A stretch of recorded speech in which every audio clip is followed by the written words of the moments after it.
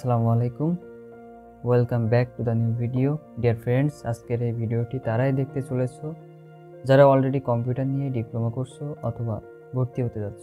আজকের এই ভিডিওতে আমি বিশেষ কিছু টপিক নিয়ে আলোচনা করব যা জানা তোমাদের জন্য অত্যন্ত জরুরি, এবং ভিডিও শেষের দিকে আমি আমার নিজের অভিজ্ঞতা শেয়ার করব।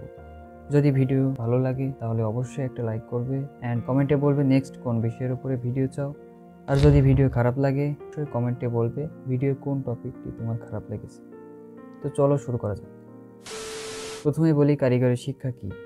কারিগরি শিক্ষা হলো কর্মমুখী শিক্ষা। ডিপ্লোমা মানুষ কেন করে?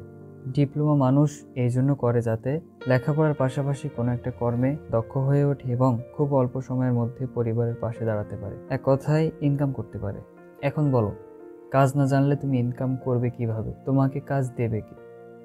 বর্তমান সময়ে যারা দক্ষ তাদেরকেই কাজ দেওয়া হয়। এখন আর সেই সময় নেই যে কাউকে বেসিক থেকে অ্যাডভান্স পর্যন্ত শিখিয়ে দেবে তারপরে কাজ করাবে। খুঁটিনাটি বিষয় হয়তো থাকতে পারে, কিন্তু কেউ তোমাকে সেই ক্রেডিট দেবে না যে চাকরিতে জয়েন করিয়ে তারপর কাজ শিখিয়ে দেবে। আর যদি কম্পিউটার তোমার সাবজেক্ট হয় তাহলে তো কোনো প্রশ্নই আসে না। তুমি যদি কিবোর্ড মাউসই ভালোভাবে চালাতে না পারো তাহলে কাজ করবে কিভাবে? ভাই, ভিডিও প্লে করা, গান প্লে করা, ইউটিউবে ভিডিও সার্চ করা, কোনো ব্রাউজারে ব্রাউজিং করা বা সর্বোচ্চ কম্পিউটারে উইন্ডোজ করা, এগুলো কোনো দক্ষতা না। একটা ছোট বাচ্চাকে 2-1 বার দেখিয়ে দিলে সেও পারবে।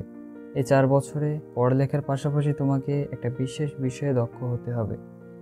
মাল্টিপল বিষয়ে হতে পারে, কিন্তু কমপক্ষে একটা বিষয়ে এক্সপার্ট হতেই হবে। তোমার সামনে অনেক রাস্তা খোলা আছে, এখন তোমায় ভাবতে হবে তুমি কোনটায় হাঁটবে। তোমার ভিডিও এডিটিং ভালো লাগে? Okay, Adobe Premiere Pro, Adobe After ইফেক্টে এক্সপার্ট হয়ে যাও, ক্যারিয়ার আছে। ভিডিও এডিটিং ভালো লাগে না? ডিজাইনিং ভালো লাগে? ওকে, গ্রাফিক ডিজাইনে এক্সপার্ট হয়ে যাও, এখানেও ক্যারিয়ার আছে। এসব ভালো লাগে না? কোডিং ভালো লাগে? ওকে, একটা প্রোগ্রামিং ল্যাঙ্গুয়েজ অথবা একটি ফ্রেমওয়ার্কে এক্সপার্ট হয়ে যাও, এখানেও ক্যারিয়ার আছে। এছাড়া networking, cyber security, app development, game development, শত শত সাইট পড়ে আছে, যে কোনো একটি বেছে নাও। এখন বলতে পারো, ভাই মাল্টিপল বিষয় শিখলে কি সমস্যা? আসলে তোমার হাতে এত সময় কম যে মাল্টিপল বিষয়ের উপরে ফোকাস করলে তুমি সব বিষয়ের অর্ধেক রাস্তা পর্যন্ত যেতে পারবা। তোমার দ্বারা শেষ করা সম্ভব হবে না। একটা শেষ করো, তারপরে আরেকটা শুরু করো, এতে তোমারই উপকার। আরও একটা বিষয় বলি, কখনো পাঠ্যপুস্তক বা শিক্ষক নির্ভর হওয়া যাবে না। আমি শিক্ষকদের অসম্মানের জন্য বলছি না, ক্লাসে কতটুকু পড়ানো হয়েছে সেটার মধ্যে সীমাবদ্ধ হয়ে থাকলে চলবে না। কারণ তোমার শিক্ষক যখন পড়েছে বা বই যখন তৈরি করা হয়েছে সেই সময়কার টেকনোলজি থেকে আজকের টেকনোলজি অনেক উন্নত। শিক্ষককে অবশ্যই সম্মান করবে, তার কথা শুনবে, ক্লাসের পড়া নিয়মিত করবে, কিন্তু নিজে সময় করে এক্সট্রা শিখবে, আপডেটটা শিখবে। এর জন্য তুমি জনপ্রিয় আর্টিফিশিয়াল ইন্টেলিজেন্স বা এআই, চ্যাটজিপিটি, কোপাইলট, জেমিনি এদের সাহায্য নিতে পারো। আপডেট ডেটা কালেক্ট করতে পারবে। এছাড়া ইউটিউব সার্চ করতে পারো, ওয়েবসাইট ভিজিট করতে পারো, এতে তোমার জ্ঞান বাড়বে।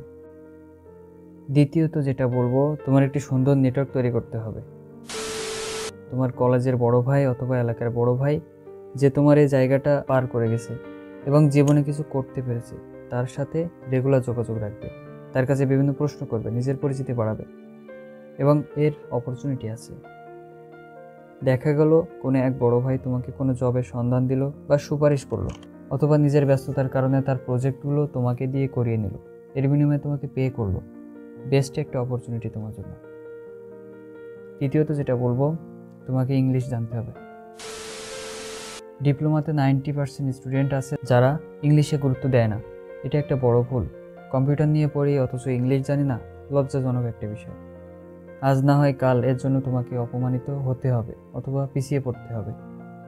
মিনিমাম বেসিক থেকে এক্সপার্ট লেভেল না হলেও ইন্টারমিডিয়েট লেভেল পর্যন্ত তোমাকে শিখতে হবে। অর্থাৎ ইংলিশ শুনে বুঝতে পারা, নিজে পড়তে পারা, স্পষ্ট ভাষায় বলতে পারা এবং নির্ভুলভাবে লিখতে পারা তোমাকে শেখা লাগবে। চতুর্থ যেটা বলবো, প্রচুর প্রজেক্ট তৈরি করতে হবে। তুমি যে বিষয়ের উপরে এক্সপার্ট হতে চাও সেই বিষয়ে প্রচুর প্রজেক্ট তৈরি করতে হবে এবং প্রচুর প্র্যাকটিস করতে হবে। শুধু জানার মধ্যেই সীমাবদ্ধ থাকলে হবে না, প্রজেক্টের মাধ্যমে সেগুলো ফুটিয়ে তুলতে হবে। তুমি যদি গ্রাফিক ডিজাইনার হও, প্রতিদিন ইউনিক ডিজাইন করো।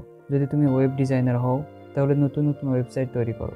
যদি অ্যাপ ডেভেলপার হও, প্রতিদিন নতুন ইউজার ইন্টারফেস তৈরি করো। দেখবে দিনের পর দিন তোমার কাছে সবকিছু সহজ মনে হবে। আর শুধু প্রজেক্ট তৈরি করলেই হবে না, এটাকে সংরক্ষণ করতে হবে।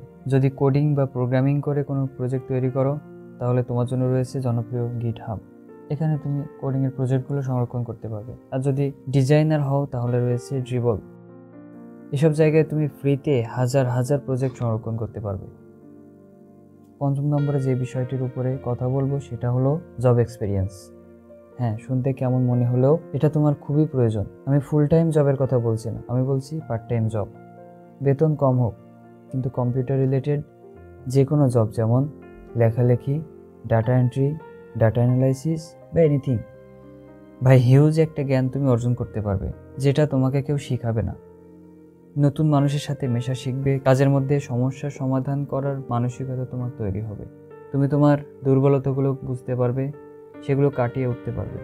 মোস্ট অফ অল তুমি নিজেই বুঝতে পারবে কি করা লাগবে, কি না করা লাগবে, কার সাথে কেমনভাবে চলা লাগবে, কেমনভাবে কথা বলা লাগবে, কোন কাজ কিভাবে হ্যান্ডেলিং করা লাগবে, এটা তোমাকে কেউ বলে দিবেন। এছাড়া যখন তুমি সিরিয়াসলি কোনো ফুল টাইম জবে ঢুকবা, তখন তোমার কাছে জব নিয়ে এই খুঁটিনাটি বিষয়গুলো আর কঠিন মনে হবে না, সবকিছু তোমার কাছে সাধারণ মনে হবে। বাই দ্য ওয়ে, ভিডিও শুরুতে বলেছিলাম আমি আমার নিজের এক্সপিরিয়েন্স শেয়ার করব। তো এক্সপিরিয়েন্স বলতে আমিও তোমাদের মতো স্টুডেন্ট।